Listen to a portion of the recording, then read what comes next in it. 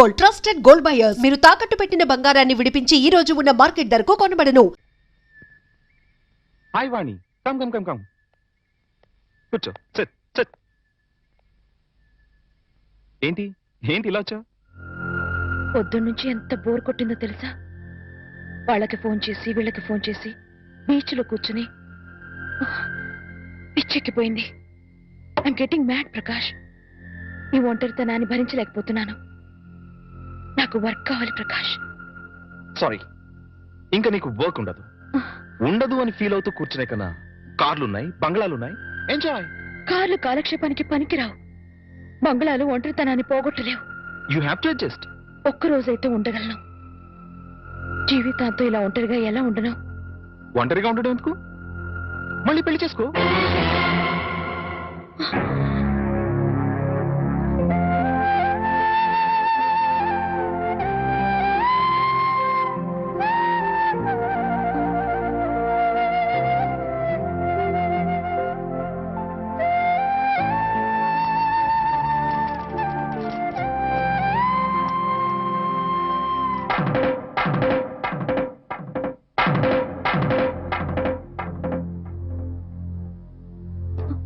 పొద్దునుంచి అత్తయ్య మామయ్య కనిపించడం లేదు, ఎక్కడికి వెళ్ళారు? వాళ్ళు సైన్స్ మాస్టర్ కూతురు పెళ్ళట. మీరు నిద్ర లేచేసరికి వెళ్ళారు. సాయంకాలం వస్తారు. అలాగా? అయితే వాళ్ళ ఆఫీస్ డుమ్మా. ఇలా డుమ్మాలు కొడుతూ ఉంటే ఉన్న ఈ కాస్త ఉద్యోగం కూడా ఊడుతుంది. ఊడితే ఊడిందిలే. ఎవ్వరూ లేకుండా ఒంటరిగా ఇంట్లో ఎలా ఉంటావు? బోర్ కొట్టది. నాకు బోర్ కొడితే మీకేంటంట? జీవితాంతం నీకు తోడుగా ఉంటానని ప్రమాణం చేశాను కదా.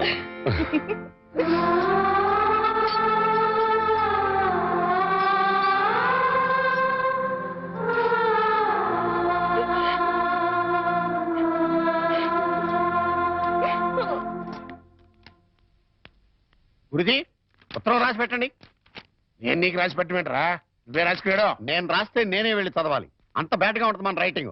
రాయండి ప్లీజ్. చెప్పాడు, ప్రియమైన మామయ్యకు, ఇక్కడ మేమంతా క్షేమంగా ఉన్నాము, మీరంతా అక్కడ క్షేమం అని తలుస్తాను. రాశారా? తన పట్ల ఇక్కడ మేమంతా ఆరోగ్యంగా ఉన్నాము, అక్కడ మీరంతా ఆరోగ్యంగా ఉన్నారని తలుస్తాను. ఇప్పుడే కదా చెప్పావు, మళ్ళీ అదే ముక్క చెప్తావుటి? నీదొక మాయగోళ. మీరు రాయండి. ఇకపోతే నాన్నకు గుండెపోటు వస్తే అపోలోలో జాయిన్ చేశాను. అంతా ఆరోగ్యంగానే ఉన్నారని చెప్పావు కదరా. తమ్ముడికి కాలు విరిగితే మెడ్విల్లో జాయిన్ చేశాను. చెల్లెమ్మకు అమ్మోరు పోసింది. మీకు హై బీపీ కదా, ఎలా ఉంది? అత్తగారికి ఉబ్బసం తగ్గిందా? మరిదికి టీబీ తగ్గిందా? ఇది చెప్పడానికి ఉత్తరం కూడా ఎందుకురా? All out, start immediately and Telegram ఇస్తే సరిపోలా?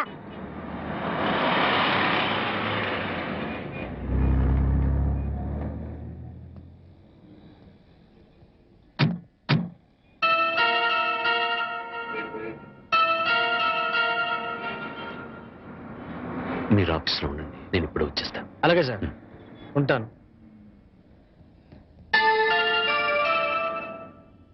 వాణి, అంకుల్ మీరు ఇక్కడ? ఆఫీస్ పని మీద బొంబాయి వచ్చాను. సడన్ గా నువ్వు ఇక్కడ కనిపిస్తే. అంతా బాగున్నారా? ఇంకా బతికే ఉన్నారమ్మా. అంకుల్. అవునమ్మా, నువ్వు వెళ్ళిపోవడంతో ఎప్పుడూ చలాకీగా ఉండే నీ భర్త ఒక్కసారిగా కుంగిపోయాడు. నలుగురు పెళ్ళాం లేచిపోయిందని గేలి చేస్తుంటే ఆ బాధను మనసులో దాచుకోలేక, బయటికి కక్కలేక నరక యాతన అనుభవించాడు. ఇక మీ నాన్న కన్న కూతుర్నే క్రమశిక్షణలో పెట్టుకోలేదు, వేలాది మంది విద్యార్థుల్ని క్రమశిక్షణలో పెట్టే అర్హత నాకు లేదని ఆ ఉద్యోగానికి రాజీనామా చేశాడమ్మా. మీ అమ్మ సరే సరే, అన్న కూతురు అత్తారింటికి వెళ్ళిందంటే ఏ తల్లైనా సంతోషిస్తుంది, కానీ అత్యాశలకు పోయి లేచిపోయిందంటే ఏ తల్లి మాత్రం సంతోషిస్తుంది చెప్పు. నిద్దట్లో కూడా నువ్వు గుర్తొచ్చి, నువ్వు చేసిన పని గుర్తొచ్చి నెలవార్లు ఏడ్చేదట. ఇక నీ బిడ్డ, వాడు ఆకలితో ఏడుస్తున్నాడు, అమ్మ కోసం ఏడుస్తున్నాడు, వాడు చెప్పలేడు, అవతల వాళ్ళకే అర్థం కాదు కదమ్మా. ఎందరు ఎంత అవహేళన చేసినా ఆ ఇంట్లో నవ్వుల్ని తన బోసి నవ్వులతో బతికించాడు. తన బోసి నవ్వులతో బతికించాడు. నేను తప్పు చేశాను అంకుల్. చెయ్యరాని తప్పు చేశాను. నన్ను క్షమించండి అంకుల్.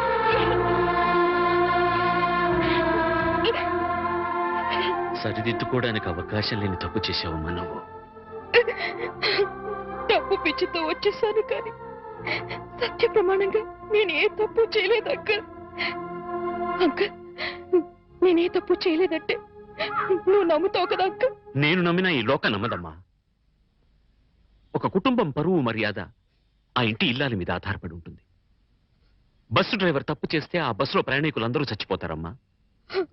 ఇంటి ఇల్లాలు చిన్న తప్పు చేస్తే ఆ కుటుంబ సభ్యులందరూ బతికున్నా చచ్చిన వాళ్ళతో సమానం. నేనంత దూరం ఆలోచించలేదు అంకుల్. ఇప్పుడు అర్థమవుతోంది నేను చేసింది ఎంత తప్పు. అంకుల్, నేను సంజయ్ చెప్పుకోవాల్సింది కేవలం ఆయనకి మాత్రమే. నన్ను క్షమించమని ఆయన పాదాలు పట్టుకుని వేడుకుంటాను అంకుల్. ఏం చేసినా నువ్వు పోగొట్టుకున్న స్థానాన్ని తిరిగి పొందలేవు వాణ్ణి. నీ నాన్న రామారావుకు మళ్ళీ పెళ్లి చేశాడు. ఆ అమ్మాయి కూడా నీకు తెలుసు. మీ తెలుగు మాస్టర్ శర్మ గారు అమ్మాయి సీత. అంకుల్, జీవితంలో ఏం సాధించినా ఎన్ని పదవులు పొందినా అన్నిటికన్నా పెద్ద పదవి, గొప్ప పదవి ఇల్లాలు కావడమే. ఇల్లాలినై ఉండి నా జీవితాన్ని చేతులారా నాశనం చేసుకున్నాను. నన్ను నేను నిలువున తగలబెట్టుకున్నాను. అంకుల్, అంకుల్, నేను మీతో వచ్చేస్తాను అంకుల్. మీరు నన్ను తీసుకెళ్లరు. వాళ్ళంతా ఇప్పుడిప్పుడే కోలుకుంటున్నారమ్మా. చేసింది ఏదో చేసేసావు. నువ్వు వింటానంటే ఒక చిన్న సలహా చెప్తాను. వాళ్ళకు మళ్ళీ కనపడి వాళ్ళ జీవితాల్లో కల్లోలం లేపక వాణ్ణి. ఈ మాట చెప్పడానికి నాకు చాలా బాధగా ఉన్నా చెప్పక తప్పదు కాబట్టి చెప్తున్నానమ్మా. తర్వాత నీ ఇష్టం. వెళ్తా.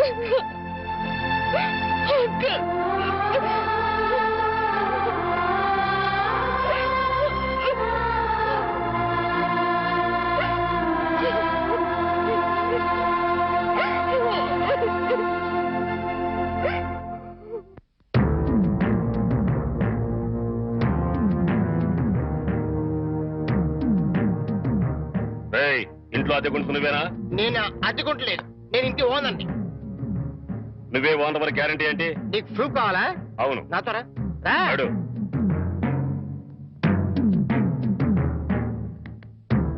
ఈ నెల అద్దె ఎప్పుడు కడతావు? కడతాను రా. మా రౌడీ గారు వస్తే నీ ఒంటి కట్లు కడతాను రా. అద్దెడితే సిలిండర్ వేసి ఇస్తావేంటి? అదేగా కడతా, తప్పకుండా కడతా. హెడ్ తాకట్టు పెట్టాను సరే కడతా. సరేనా? కడతా కదా.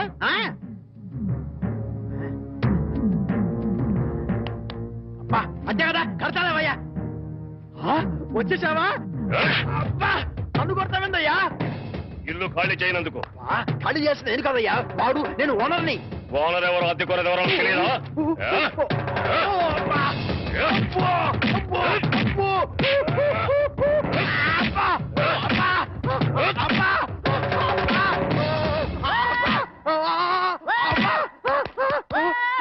ఆడెళ్ళిపోయి చాలాసేపు అయింది.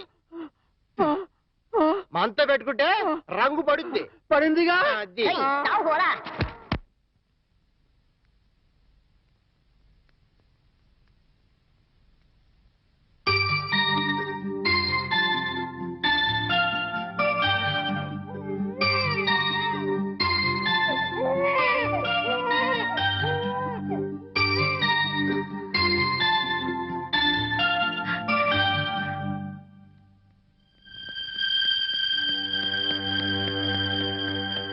తాతయ్య తాతయ్య మీకోసం ఎవరు వచ్చారు?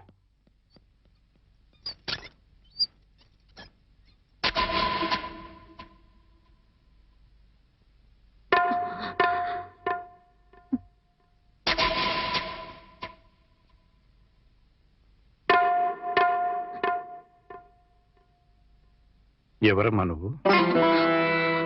చెప్పమ్మా, ఎవరు నువ్వు? నువ్వెవరో నాకైతే తెలీదు.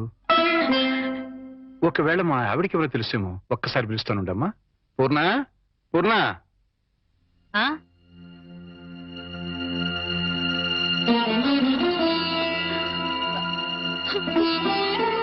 ఎవరమ్మా నువ్వు అంటే సమాధానం చెప్పడం లేదు. ఈవిడి గారు ఎవరు నీకెవరో తెలుసా? నాకు తెలీదండి, ఎప్పుడు చూసిన గుర్తు కూడా లేదు. అమ్మా,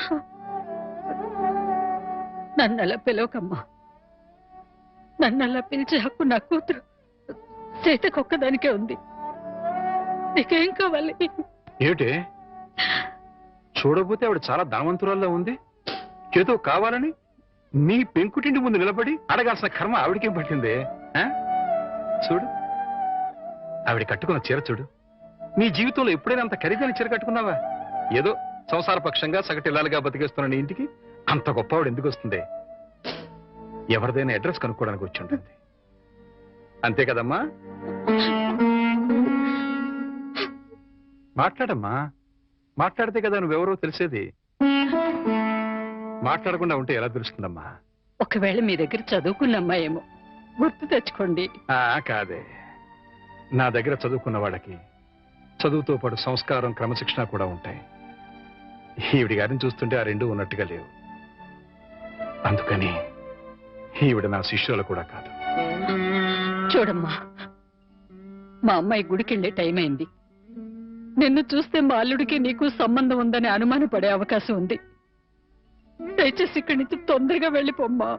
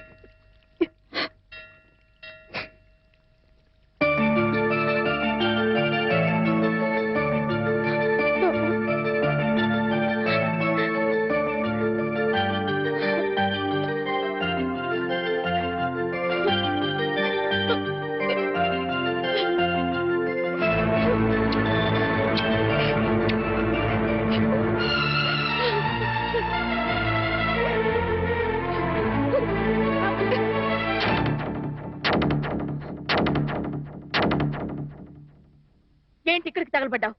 నా బాబుని ఎత్తుకుపోదావనా? మా ఆయన్ని లేపుకుపోదావనా? నా ఇంటికి వచ్చినా మా వారితో మాట్లాడినా నరికి పోగులు పెడతాను. సీతన్న మాట కాస్త వింటావా? ఏంటి నీ మాట వినేది? నీలాంటి బజారు దాని మాటలు వినాల్సిన అవసరం నాకు లేదు. ఏ మొహం పెట్టుకుని ఈ ఊరికొచ్చావే? సిగ్గులేని జన్మ, ఎందులో పడి చావాల్సింది.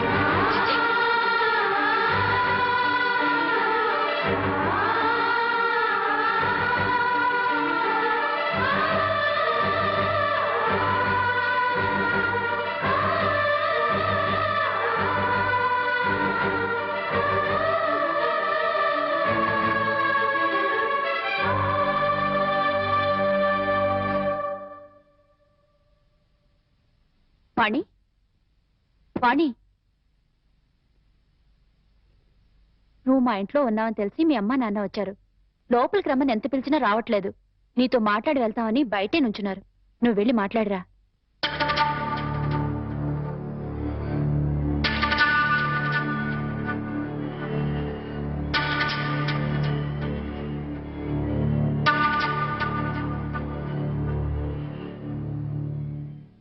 ఇంటి దగ్గర నువ్వెవరో తెలియనట్టు మాట్లాడి ఇక్కడికి ఎందుకు వచ్చారా అని ఆశ్చర్యపోతున్నావమ్మా? అక్కడ నువ్వు ఎక్కువసేపు ఉంటే అల్లుడు నిన్ను చూస్తాడని పంపించేశావు. అమ్మా, ఈ ముసలి తల్లిదండ్రుల మీద, భర్త మీద నీ కక్ష తీరలేదా? పరువు, మర్యాద, గౌరవం, మనశ్శాంతి అన్నీ పోగొట్టావు. ఇంకా ఏం పోగొడదామని ఇక్కడికి వచ్చావమ్మా? నువ్వు పోగొట్టాలన్నా మా దగ్గర ఇంకేం లేదు. ఆ నాన్న నీ వాడు ఒకడున్నాడు, వాడు నీకు జన్మనిచ్చాడు, పెంచి పెద్ద చేశాడు అనే విశ్వాసం నీలో ఏమాత్రం ఉన్నా సాయంకాలానికల్లా ఈ ఊరుదులు పెట్టి వెళ్ళిపో. లేదు నేను వెళ్ళనంటావా? చెప్పు, మేమే ఈ ఊరుదులు పెట్టి వెళ్ళిపోతాం. అమ్మా, నీకు 2 చేతులు ఎత్తి దండం పెడతాను. నా కూతురి జీవితంలో నిప్పులు పోయొద్దు, నా అల్లుడి బ్రతుకు నరకం చేయొద్దు. వెళ్ళిపోమ్మా, ఈ ఊరుదులు పెట్టి వెళ్ళిపోమ్మా, వెళ్ళిపో తల్లి.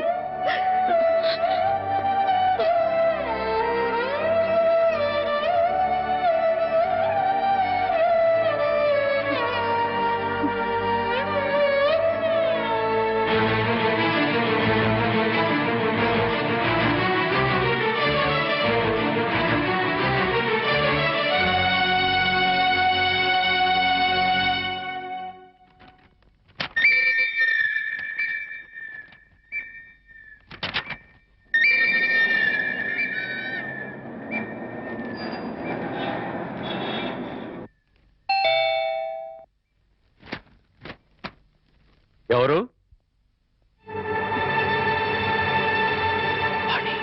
ఏంటి, బాణి వచ్చిందా? వచ్చింది. ఏ మొహం పెట్టుకుని తిరిగి వచ్చావని చెడామడ తిట్టి పారేశాను. అంతేకాదు, ఏం మహాతల్లి మా ఆయన లేపుకుపోదామని వచ్చావా అని అడగాల్సిన 4 మాటలు అడిగి దులిపి పారేశాను. సరే సరే, అసలు ఎందుకు వచ్చిందో అడిగావా? ఆవిడ గారు ఎందుకొస్తే మాత్రం నాకెందుకని అడగలేదు. నీకు బుద్ధుందా? ఎన్నేళ్ల తర్వాత వచ్చిందంటే పాపం ఏదో కష్టం ఉంటే వచ్చుంటుంది. ఎందుకు వచ్చిందో, ఏ పని మీద వచ్చిందో కనుక్కోకుండా పంపించేస్తావా? ఇది మరీ బాగుంది. మధ్య నా మీద వస్తారేమిటి? సరే, బాణి వచ్చిన విషయం నాకెందుకు చెప్పలేదు? నేనే చెప్పొద్దన్నాను బాబు. అది మళ్ళీ నీ కంటపడితే గతం నీకు గుర్తుకొస్తుందని, ప్రశాంతంగా ఉన్న నీ మనసు మళ్ళీ పాడైపోతుందని నేనే చెప్పొద్దన్నానయ్యా. మామయ్య, పోనీ వాణి ఎక్కడుందో తెలుసా? మా ఇంట్లో ఉంది. ఇంతకు మునిపే మా ఇంటికి వచ్చింది. ఎప్పుడు కళకళలాడుతుండే ఆ మొహంలో కళాకాంతులు లేవు. మనసులో పశ్చాత్తాపం, మాటలో పశ్చాత్తాపం, ముఖంలో పశ్చాత్తాపం. తను చేసిన తప్పును తలుచుకుని కుళ్ళి కుళ్ళి ఏడుస్తోంది. నీతో ఒక్క మాట చెప్పినమని నన్ను పంపించిందయ్యా. ఇంకో అరగంటలో ట్రైన్కి వెళ్ళిపోతున్నాను అంకుల్. శాశ్వతంగా వెళ్ళిపోతున్నాను. ఇంకెప్పుడు ఎవరికి కనిపించను. ఒక్కసారి ఆయనతో మాట్లాడాలి, తీసుకురావు అని ఆ బిడ్డ దీనంగా అడుగుతుంటే కడుపు తరుక్కుపోయిందయ్యా. చేతకాక చిన్న పిల్లలు ఏడ్చేశాను. రామారావు, వాణ్ణి తను పోగొట్టుకున్న స్థానాన్ని సంపాదించుకోవాలని అనుకోవటం లేదు. తనకు ఆశ కూడా లేదు. కేవలం నిన్ను కలుసుకోవాలని, మాట్లాడాలని తపన. మళ్ళీ జీవితంలో అవకాశం వస్తుందో రాదోనన్న ఆరాటం. అమ్మను కానీ, నాన్నను కానీ, కనీసం తన కన్న బిడ్డను కానీ చూడాలనుకోవటం లేదు. కేవలం నిన్ను చూడాలనుకుంటుంది, నీతో మాట్లాడాలనుకుంటుందయ్యా. ఆలోచించుకునే వ్యవధి లేదు రామారావు. అమ్మాయి వెళ్ళిపోవడానికి టైం అయిపోతుంది. నువ్వు తనను క్షమించినా క్షమించకపోయినా పర్వాలేదయ్యా. ఆ అమ్మాయి క్షమించమని నిన్ను ఒక్కసారి అడగడానికి అవకాశం ఇవ్వు రామారావు. Please please. సీత, నేను వాడితో మాట్లాడుస్తాను. ఆగండి ఒక్క నిమిషం.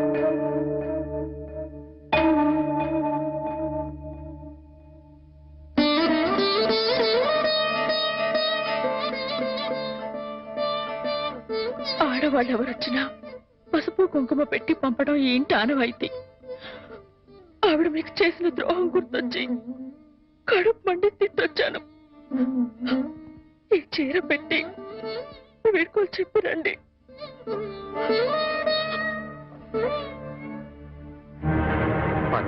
వాణి ఎక్కడ? ఆ గదిలో ఉంది. వెళ్ళిపో.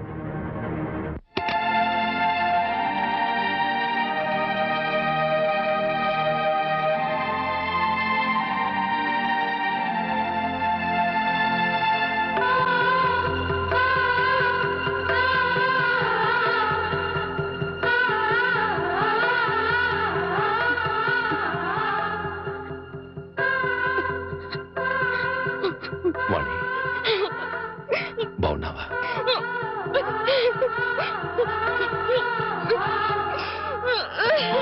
వాణి, వాణి, ఏమిటిది? ఇలా కొంచెం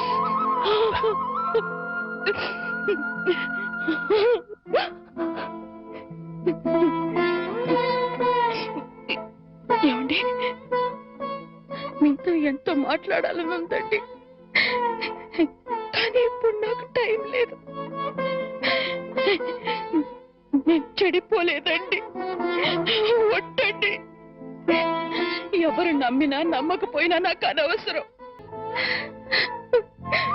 వచ్చే అర్హత నాకు లేదండి. కార్లు, బంగ్లాలు, నగలు, కోట్లు కావాలన్న పిచ్చిలో వాటన్నిటినీ మించిన మిమ్మల్ని వదిలి వెళ్ళిపోయానండి. నా జీవితాన్ని నేనే నాశనం చేసుకుంటాను.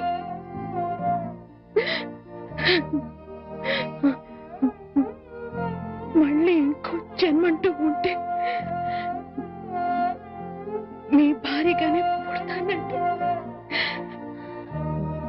ఆ జన్మలోనైనా అందరూ మెచ్చుకునే భార్యగా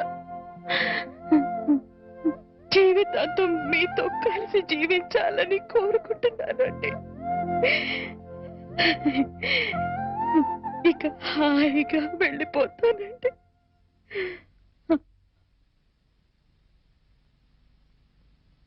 పిచ్చిదానా, ఎక్కడికి వెళ్ళిపోతావు? అప్పుడు ఇప్పుడు ఎప్పుడు నా హృదయంలో నీ స్థానం ఒక్కటే. పదమన్నిటికి వెళ్తాం, అక్కడ అందరూ కలిసి ఉండొచ్చు. సీత నేను ఒప్పిస్తాను అన్నట్టు సీత నీకు చీర పంపించింది. ఇదిగో చూడు వాణి, సీత నీకు చీర పంపించింది వాణి. వాణి వాణి వాణి